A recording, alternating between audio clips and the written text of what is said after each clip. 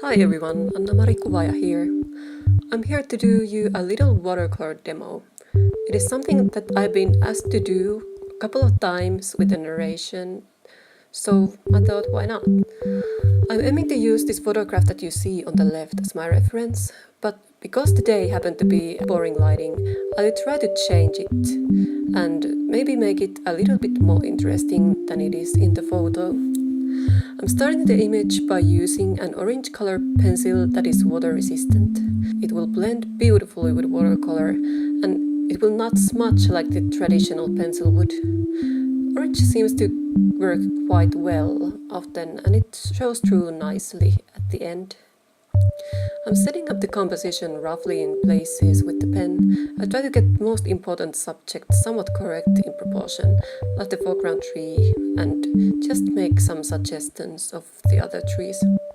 I'm starting by spraying some water on the paper so that the colors will blend more. The idea is to give the scene a backlit quality. I thought the reference had an interesting suggestion of yellow colors in the back, so I thought why not make that a warm backlight. I mixed up a grayish blue for the sky and I'm using yellow ochre to create some warmth. For the foreground I want to give a bright warm color that is going to peek through in the end. Here I'm drawing in some sister colors to give it some variation even at this point. It's going to get knocked down by the grays eventually, but I like to have something strong and saturated to build up on, because saturated colors are really hard to get in the end. So that is why it's so important to decide the lighting beforehand when you're using watercolor as the medium, so that you can plan this just a little bit. And well, at least this is my experience.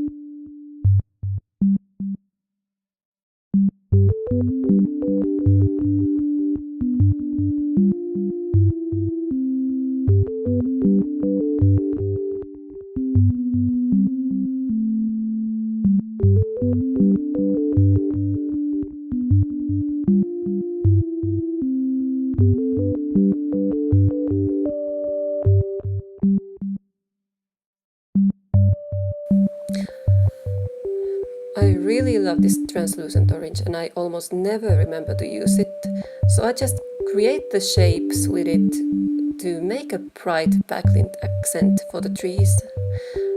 I will make them more dark eventually and leave the orange showing through the edges to sort of mimic camera overexposure effect. At this point I'm marking the thickest trees. I want there to be a forest that is full of trees, but I'm going to leave the thinnest tree trunks in the end.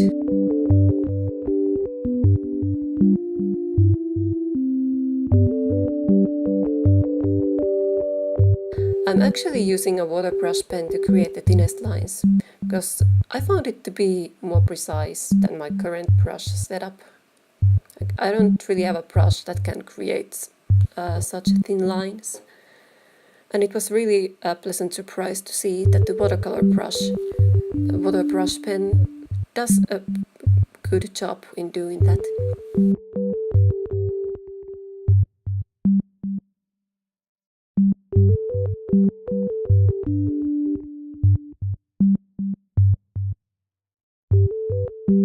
And here I am painting the foliages and introducing more color to it. Leaves always have a translucent quality and I absolutely love subsurface scattering, which happens when light goes inside the leaves and scatters around inside them. And the warm light gives them a glowing effect. So I am trying to achieve that and I'm here intentionally leaving some air holes here and there.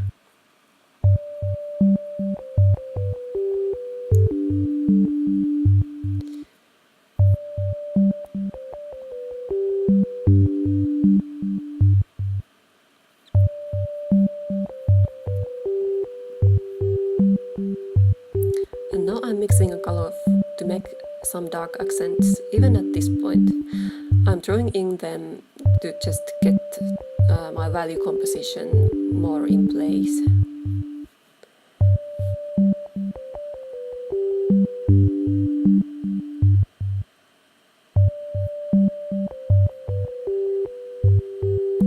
And I'm still using warm colors because I don't want to drift too much from the palette at this point.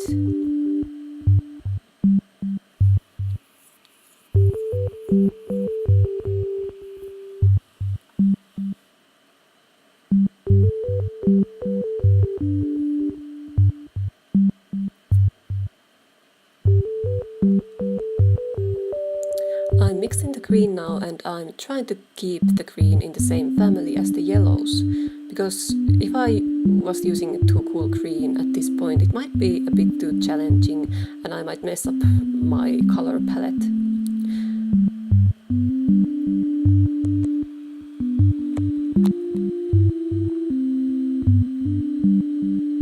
I'm trying out the green on the masking tape at first before I'm putting it on the canvas, just so that I won't make some dumb mistakes at this point.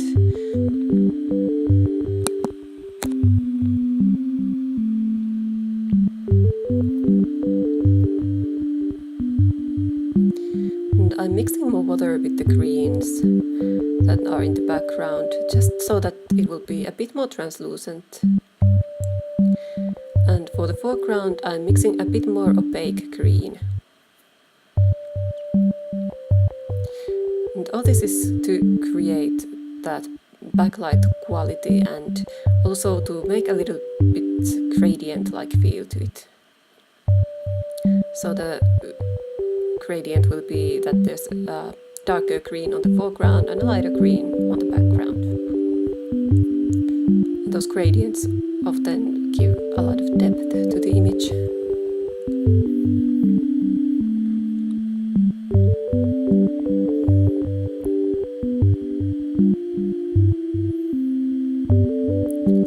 I've been lately really woken up to the power gradients. They are everywhere, in the most subtle places.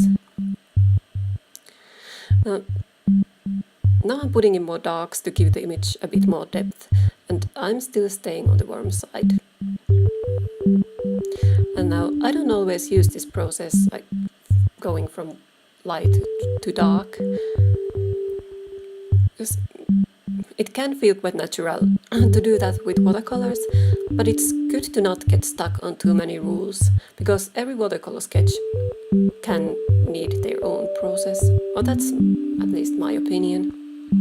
And of course there are some people who like to use the same process over and over, and then they become the masters of it, but I think I'm more like a discovery artist. I like to try things out, and that also keeps it more interesting to me, and I feel like I'm making more discoveries and I can apply them to my process and in different mediums, and that's always a fun thing to do.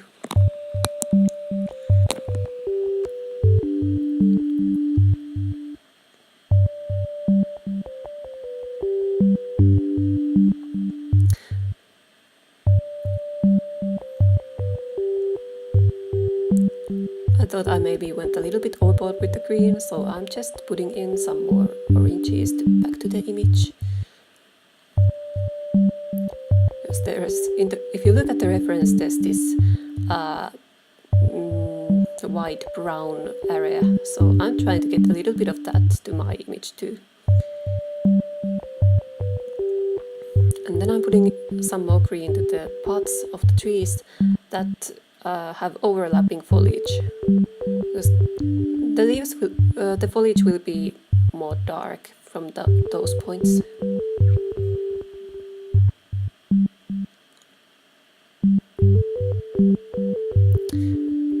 So right now I feel that the statement for the worms is ready, and I'm ready to dig into the cools finally. I want to keep the color palette quite pleasant, so I very carefully try to mix the cool so that it won't get too blue and it won't be too different from the overall palette.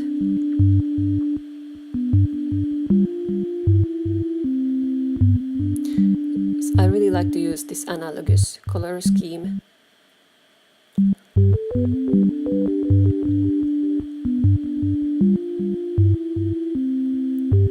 And when I'm mixing colors that are really dramatically different from the rest of the picture, I like to try them out to the masking tape at first, so that I won't accidentally destroy the painting. And also, watercolor can get a little bit muddy if you use complementary colors in the wrong way and let them mix up too much. So what I did was I kind of mixed a little bit of the worms to the blue, and I have a little bit of white gouache to get the opaque to win at this point. The point of this cools is to kind of mimic the skylight that is coming from the other side, where the sunlight isn't hitting.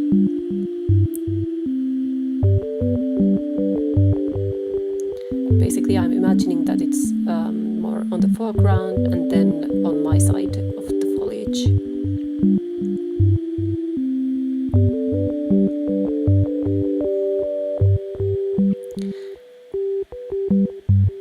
What often happens also is that when the colors that have gouache, when it dries out, it will blend in with the painting a little bit more. So I'm going to have to use some more passes for the skylight.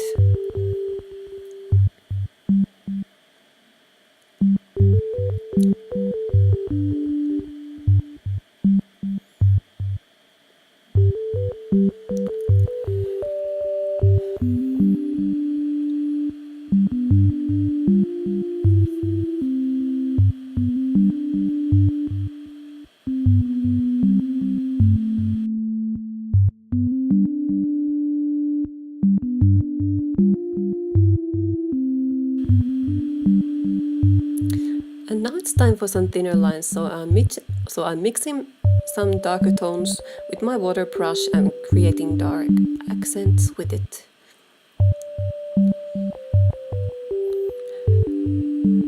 Tree trunks often feel very dark in a forest setting, especially in comparison with all the translucent leaves and foliage. So I'm sparing my darkest darks for the tree trunks and for some contact shadows that happen in the ground and with the roots of the trees as they connect with the ground. And if you look at the reference, you can see that the darkest parts of the image are actually the trunks, but also the foliage. But that is because there is no backlight in the reference.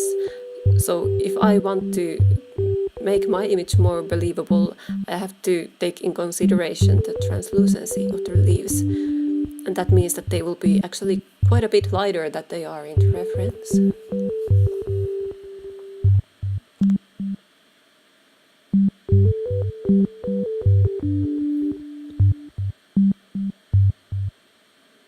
And that's the whole point when you are creating your own lighting. There's this, you have an artistic license, but there always needs to be a little bit of believability factor in there too.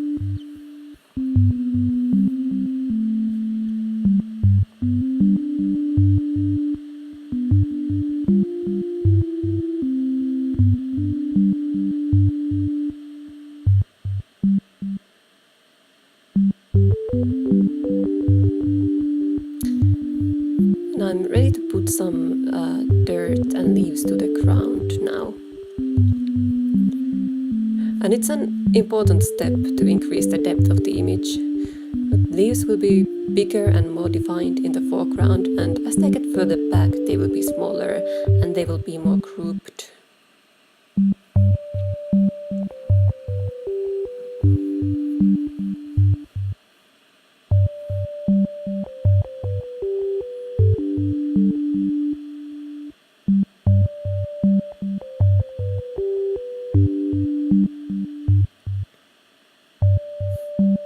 I remember the day when I took this shot. It had been a really beautiful autumn, but when I went outside to finally take some shots, it was almost all of the brightest leaves, the most colorful leaves had already fallen, and it was starting to look like they were getting a bit more brown and muddy, and everything is kind of melting down and everything is wet. But there were still some colors and I kind of want to emphasize them, so I guess that's my artistic decision here. It's sometimes really good that you're not following your reference too much. Because like Nathan Falk said, that if you're painting everything like you see, then you're not really an artist, because, well, nature isn't... nature has no obligation to give you any good colors or good shapes. There are some and you can use them, but often you have to do some adjustment to make things a bit more pleasant and a bit more suitable for your own purpose of the image. Like if I was creating if I wanted to create a sad scene, then I would probably use a different lighting than this kind of backlight lighting that is often feels like really positive and bright and maybe even a little bit magical.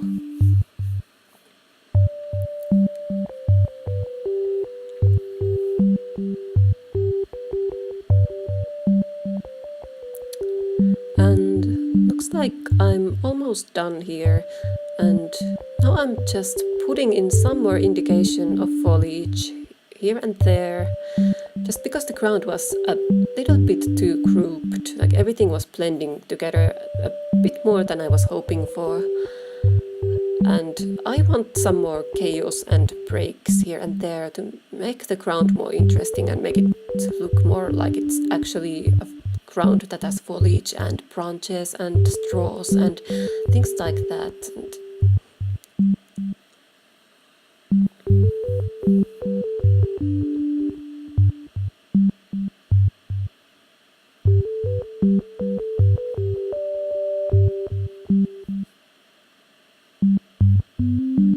Actually, this quality paper is the type that doesn't necessarily always take dry brushing very easily.